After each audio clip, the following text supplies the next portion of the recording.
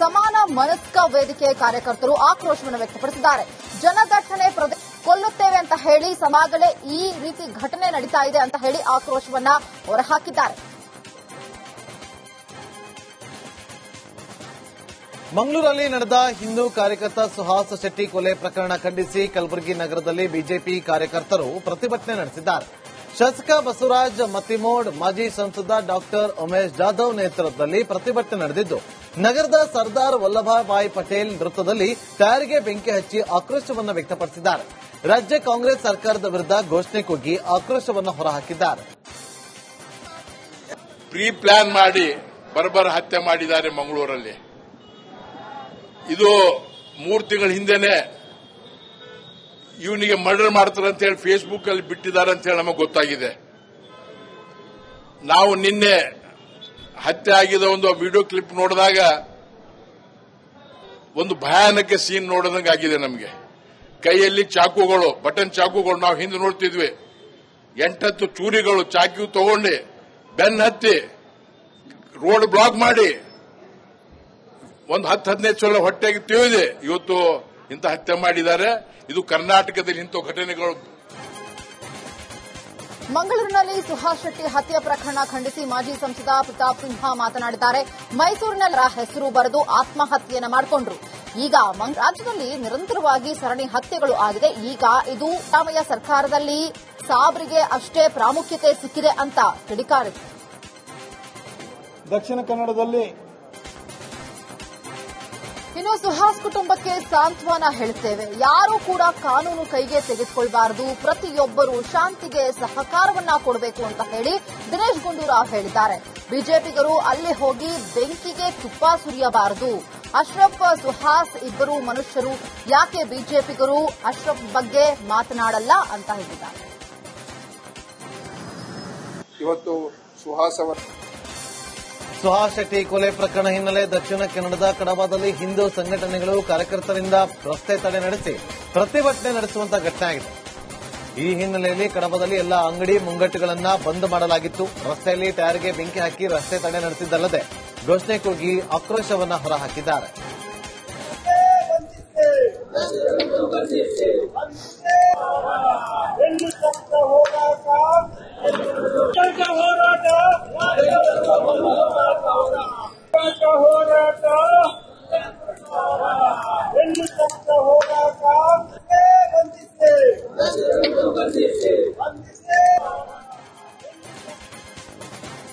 ಮಂಗಳೂರಿನಲ್ಲಿ ಹಿಂದೂ ಕಾರ್ಯಕರ್ತ ಆ ನಿಟ್ಟಿನಲ್ಲಿ ಅವರು ಅಬುಬೇಕರ್ ಆಟೋ ತಗೊಂಡು ದಿನೇಶ್ ಅನ್ನು ಪಿಕಪ್ ಮಾಡಲಿಕ್ಕೆ ಹೋಗ್ತಾ ಇರ್ತಾರೆ.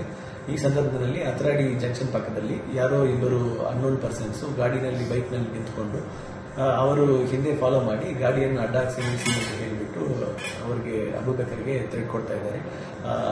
ಆ ನಿಟ್ಟಿನಲ್ಲಿ ಅವರು ಅಬುಬೇಕರ್ ಆಟೋ ತಗೊಂಡು ದಿನೇಶ್ ಅನ್ನು ಪಿಕಪ್ ಮಾಡಲಿಕ್ಕೆ ಹೋಗ್ತಾ ಇರ್ತಾರೆ. ಈ ಸಂದರ್ಭದಲ್ಲಿ ಅತರಾಡಿ ಜಂಕ್ಷನ್ ಪಕ್ಕದಲ್ಲಿ ಯಾರೋ ಇಬ್ಬರು ಅನ್ನೋನ್ ಪರ್ಸನ್ಸ್ ಗಾಡಿನಲ್ಲಿ ಬೈಕ್ನಲ್ಲಿ ನಿಂತುಕೊಂಡು ಅವರು ಹಿಂದೆ ಫಾಲೋ ಮಾಡಿ ಗಾಡಿಯನ್ನು ಅಡ್ಡಾಕ್ಸಿ ನಿಲ್ಲಿಸಿ ಅಂತ ಹೇಳಿಬಿಟ್ಟು ಅವರಿಗೆ ಆಗಿರುವ ಮರ್ಡರ್ ಹಿನ್ನೆಲೆಯಲ್ಲಿ ಅವರು ಈ ಘಟನೆಯನ್ನು ಮಾಡಿರುವುದಾಗಿ ನಮ್ಮ ಪೊಲೀಸರಿಗೆ ಮಾಹಿತಿಯನ್ನು ತಿಳಿಸಿರ್ತಾರೆ. ಈಗ ಸದ್ಯಕ್ಕೆ ಇಬ್ಬರು ಆರೋಪಿಗಳನ್ನು ಅರೆಸ್ಟ್ ಮಾಡಿ ಈಗ ಮಾನ್ಯ ನ್ಯಾಯಾಲಯದ ಮುಂದೆ ಪ್ರೊಡ್ಯೂಸ್ ಮಾಡಲಾಗುವುದು. ಮುಂದೆ ಅವರ ಮೇಲೆ ಕಾನೂನು ರೀತಿಯಲ್ಲಿ ಕ್ರಮ ತಗೊಳ್ಳಲಾಗುವುದು.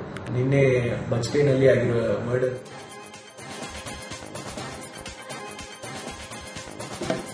ಕೇಂದ್ರ ಸರ್ಕಾರದಿಂದ ಜಾತಿ ಗಣತಿ ಮಾಡುವುದಾಗಿ ಘೋಷಣೆ ವಿಚಾರವಾಗಿ ವಿಜಯಪುರ ನಗರದಲ್ಲಿ ಕೈಗಾರಿಕಾ ಸಚಿವ ಎಂಬಿ ಪಾಟೀಲ್ ಪ್ರತಿಕ್ರಿಯೆ ನೀಡಿದ್ದಾರೆ. ಕೇಂದ್ರ ಸರ್ಕಾರ ಈಗ ಜಾತಿಗಳಂತೆ ಯಾಕೆ ಮಾಡ್ತಾ ಇದೆ? 2014ರಿಂದ ಅಧಿಕಾರಕ್ಕೆ ಬಂದ ಬಿಜೆಪಿ ಸರ್ಕಾರವನ್ನ ಜಾತಿ ಗಣತಿ ಮಾಡಬೇಕು ಅಂತ ರಾಹುಲ್ ಗಾಂಧಿ, ಮಲ್ಲಿಕಾರ್ಜುನ್ ಖರ್ಗೆ ಹಾಗೂ ಇತರರು ಒತ್ತಾಯವನ್ನ ಮಾಡಿಕೊಂಡು ಬಂದಿದ್ದಾರೆ.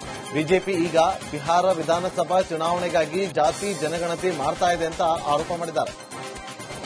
ಕೇಂದ್ರದ ಜಾತಿ ಗಣತಿ ಯಾಕೆ ಸ್ಟಾರ್ಟ್ ಮಾಡಿದ್ರು? ಇಲ್ಲಿ ತರ ಯಾಕೆ ಸುಮಿದ್ರು?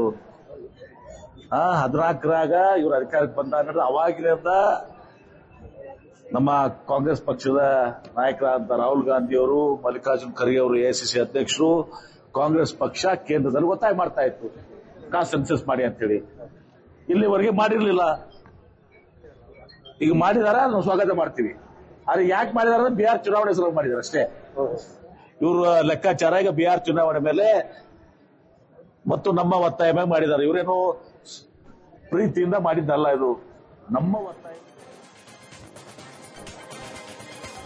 ಇನ್ನು ರಾಜ್ಯದಲ್ಲಿ ಹಿಂದೂಗಳಿಗೆ ರಕ್ಷಣೆ ಇಲ್ಲ ಎಂಬ ಕಲ್ಲಡ್ಕ ಪ್ರಭಾಕರ್ ಭಟ್ ಹೇಳಿಕೆ ವಿಚಾರವಾಗಿ ಸಚಿವ ಎಂಬಿ ಪಾಟೀಲ್ ಪ್ರತಿಕ್ರಿಯೆಯನ್ನು ನೀಡಿದ್ದಾರೆ.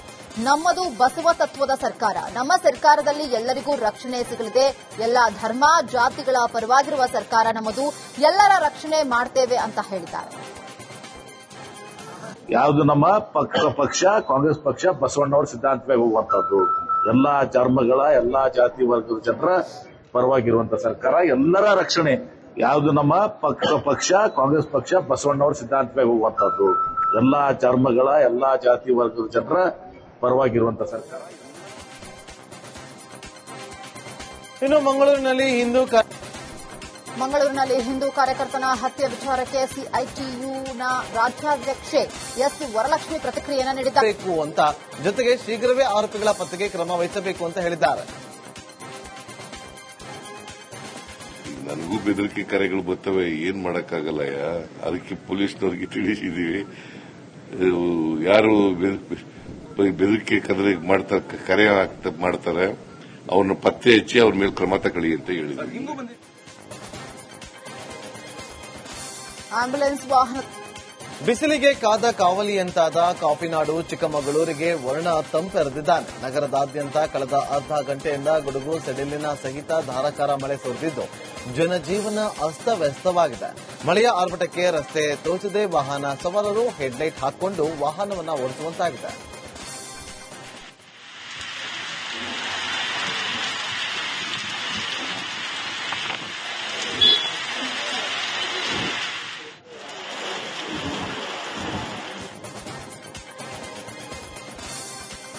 ಸಿಡಿಲು ಬಡಿದು ತೆಂಗಿನ ಮರವೊಂದು ಹೊತ್ತಿ ಉರಿದ ಘಟನೆ ಕೆಆರ್ಪೇಟೆ ತಾಲೂಕಿನ ದೊಡ್ಡ ಹಾರನಹಳ್ಳಿಯಲ್ಲಿ ನಡೆದಿದೆ.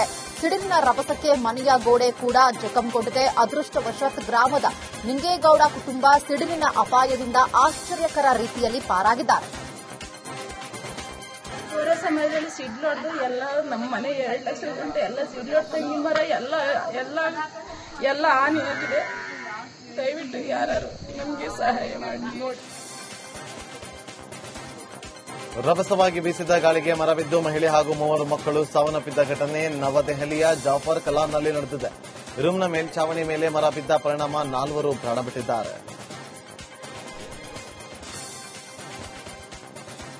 ರಾಷ್ಟ್ರಪತಿ ದ್ರೌಪದಿ ಮುರ್ಮು ಆಹ್ವಾನದ ಮೇರೆಗೆ ಮಧ್ಯ ಆಫ್ರಿಕಾದ ಅಂಗೋಲಾದ ಅಧ್ಯಕ್ಷ ಜೇವೋ ಮ್ಯಾನ್ಯುಯೆಲ್ ಗೋಲ್ಖಾಲ್ಸ್ ಲೊರೆಕೊ ಮತ್ತು ಅವರ ಪತ್ನಿ ಭಾರತಕ್ಕೆ ಭೇಟಿಯನ್ನು ನೀಡಿದ್ದಾರೆ. ಮೇ 4ರವರೆಗೆ ಭಾರತದಲ್ಲಿ ವಾಸ್ತವ್ಯವನ್ನು ಹೂಡಲಿದ್ದಾರೆ. ಉತ್ತರ ಪ್ರದೇಶದ ಕೆಲವೆಡೆ ಧಾರಾಕಾರ ಮಳೆಯಾಗಿದೆ. ಹಾಪೋರ್ ಪ್ರದೇಶ ಸುರಿದಂತಹ ನಿರಂತರ ಮಳೆಗೆ ರಸ್ತೆ ತುಂಬಾ ನೀರು ನಿಂತಿದೆ. ಪರಿಣಾಮ ರಸ್ತೆ ಪೂರ್ತಿ ನೀರಿಂದ ಆವೃತವಾಗಿದ್ದು ಹೊಳೆಯಂತಾಗಿದೆ.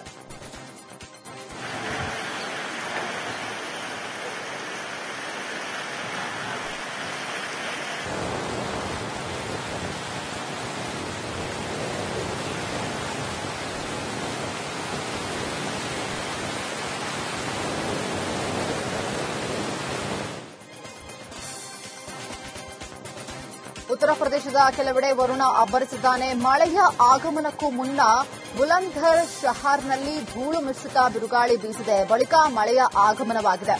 ಮಳೆಯಿಂದಾಗಿ ಜನಜೀವನ ಅಸ್ತವ್ಯಸ್ತವಾಗಿದೆ.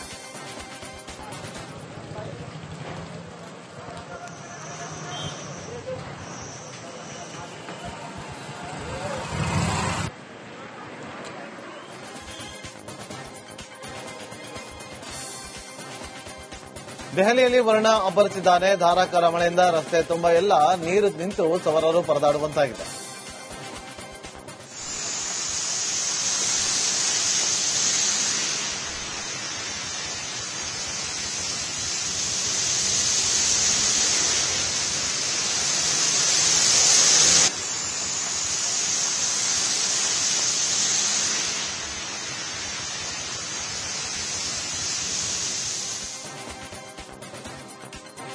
ಉತ್ತರ ಪ್ರದೇಶದ ಆಗ್ರಾದಲ್ಲಿ ವರುಣನ ಸಿಂಚನವಾಗಿದೆ. ನಗರದಾದ್ಯಂತ ಸುರಿದ ಮಳೆಗೆ ಜನಜೀವನ ಅಸ್ತವ್ಯಸ್ತವಾಗಿದೆ. ಮಳೆಯ ಆಗಮನವಾಗ್ತಾ ಇದ್ದಂತೆ ಜನರು ಮನೆ ಬಿಟ್ಟು ಹೊರಗೆ ಬರುವುದಕ್ಕೆ ಹಿಂದೇಟನ್ನ ಹಾಕ್ತಾ ಇದ್ದಾರೆ.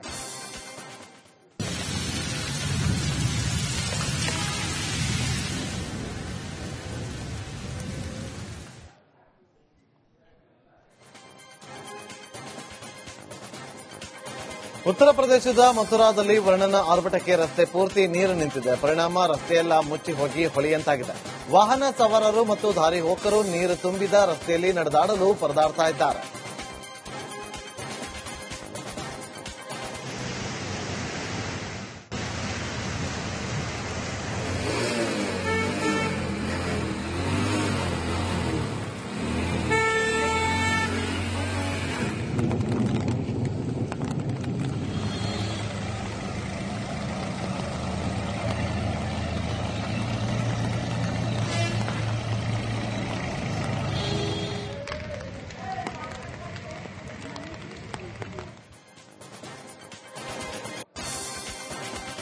ಉತ್ತರಾಖಂಡದ ಹರಿದ್ವಾರದಲ್ಲಿ ಜಿಟಿಜಿಟಿ ಮಳೆ ಸುರಿತಾ ಇದೆ. ಮಳೆಯಿಂದಾಗಿ ನಗರದಾದ್ಯಂತ ವಾತಾವರಣ ತಂಪಾಗಿದೆ. ಜಿಟಿಜಿಟಿ ಮಳೆಯ ನಡುವೆಯೇ ಎಂದಿನಂತೆ ಜನರು ಸಂಚರಿಸ್ತಾ ಇದ್ದಾರೆ. ಛತ್ರಿಯನ್ನ ಹಿಡಿದುಕೊಂಡು ಆಫೀಸಿನತ್ತ ಮುಖ ಮಾಡಿದ್ದಾರೆ.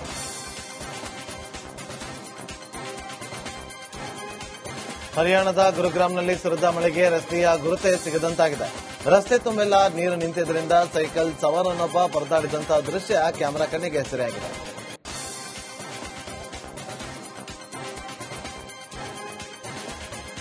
ಇಂದಿನಿಂದ ಉತ್ತರಾಖಂಡದ ಕೇದಾರನಾಥ ದೇವಾಲಯದ ಬಾಗಿಲು ತೆರೆಯಲಾಗಿದ್ದು ಸಿಎಂ ಪುಷ್ಕರ್ ಸಿಂಗ್ ಧಾಮಿ ದೇವಾಲಯಕ್ಕೆ ಭೇಟಿಯನ್ನ ನೀಡಿದ್ದಾರೆ. ಕೇದಾರನಾಥ್ ದೇವಾಲಯ ಮಾತ್ರವಲ್ಲದೆ ಬದ್ರಿನಾಥ, ಯಮನೋತ್ರಿ ಮತ್ತು ಗಂಗೋತ್ರಿ ತೀರ್ಥಯಾತ್ರೆಗಳನ್ನ ಒಳಗೊಂಡಿರುವಂತಹ ಚಾರ್ ಧಾಮ್ ಯಾತ್ರೆ ಆರಂಭಗೊಂಡಿದೆ. ಒಡಿಶಾದ ಭುವನೇಶ್ವರಂನಲ್ಲಿರುವಂತಹ ಕೆಐಟಿ ಯೂನಿವರ್ಸಿಟಿಯ ಹಾಸ್ಟೆಲ್ನಲ್ಲಿ ನೇಪಾಳಿ ವಿದ್ಯಾರ್ಥಿನಿಯೊಬ್ಬಳ ಮೃತದೇಹ ನೇಣು ಬಿಗಿದ ಸ್ಥಿತಿಯಲ್ಲಿ ಪತ್ತೆಯಾಗಿದೆ. ಇದೇ ಸಾವಿಗೆ ನಿಖರ ಕಾರಣ ತಿಳಿದು ಬರಬೇಕಿದ್ದು ಸ್ಥಳೀಯ ಪೊಲೀಸರು ತನಿಖೆಯನ್ನು ಮುಂದುವರೆಸಿದ್ದಾರೆ.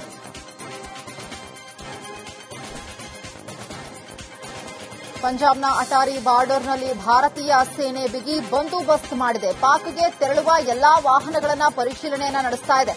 ಸೈನಿಕರ ಪಡೆ ಗಸ್ತು ತಿರುಗುತ್ತಾ ಬಾರ್ಡರ್ ಪೂರ್ತಿ ಹದ್ದಿನ ಕಣ್ಣಿಟ್ಟಿದ್ದಾರೆ.